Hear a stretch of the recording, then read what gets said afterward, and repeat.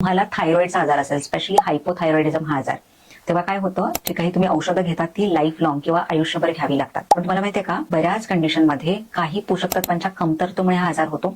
कारण बघा, थायरॉइडचं फंक्शन कमी झाल्यामुळे हा आजार होतो. आणि अशी खूप महत्वाची काही पोषक तत्व आहेत जी थायरॉइडचं फंक्शन किंवा थायरॉइडचं कार्य व्यवस्थित चालण्यासाठी खूप महत्वाची आहेत. तर अशीच 4 पोषक तत्व मी तुम्हाला सांगणार आहे. ती जर तुम्ही रेग्युलरली घेतली तर हायपोथायरॉइडिझम हा आजार रिव्हर्स करण्यासाठी किंवा थायरॉइडची जी लक्षणं आहेत ती कमी करण्यासाठी खूप मदत होईल. पहिलं जे पोषक तत्व आहे ते म्हणजे सेलेनियम. सेलेनियम हे थायरॉइडसाठी सर्वात महत्वाचं असं पोषक तत्व आहे. बघा, आपलं थायरॉइड ग्लँड आहे ते 2 हॉर्मोन्स बनवतं, T3 आणि T4. T3 जो आहे तो ऍक्टिव्ह फॉर्म आहे आणि T4 जो आहे तो इनऍक्टिव्ह फॉर्म आहे. तर T4 ह्या हॉर्मोनचं कन्व्हर्जन T3 मध्ये होतं आणि मग ते काम करायला लागतं. सो हे जे कन्व्हर्जन आहे T4चं T3 मध्ये, हे करण्यासाठी सेलेनियमची गरज आहे. आणि सेलेनियमची कमतरता असल्यामुळे हे T4चं कन्व्हर्जन T3 मध्ये होत नाही आणि हायपोथायरॉइडिझम हा आजार होऊ शकतो. म्हणूनच सेलेनियम रिच फूड्स, ज्या ज्या अन्न पदार्थांमध्ये सेलेनियम आहे ते तुम्हाला रेग्युलरली घेतलं पाहिजे. आणि हे अवेलेबल असतं काही नट्स आणि सीड्स मध्ये, जसं की ब्राझिल नट्स आणि सूर्यफुलाच्या बिया, ह्या तुम्ही रेग्युलरली घेऊ शकता. त्यानंतर दुसरं जे खूप महत्वाचं पोषक तत्व आहे ते म्हणजे आयोडीन. सो थायरॉइड हॉर्मोन्स बनवण्यासाठी आपल्याला आयोडीनची गरज असते. जर आयोडीनची कमतरता असेल तर थायरॉइडचे हॉर्मोन्स व्यवस्थित बनणार नाहीत. आणि हे जे आयोडीन आहे ते जास्त करून सी फूड म्हणजे मासे यामध्ये अवेलेबल असतं. काही व्हेजिटेरियन सोर्सेस आहेत, जसं सुकवलेला आलू बुखार ज्याला प्रून्स म्हणतात. त्यानंतर जे आयोडाइज सॉल्ट आहे त्यामध्ये सुद्धा आयोडीन असतं,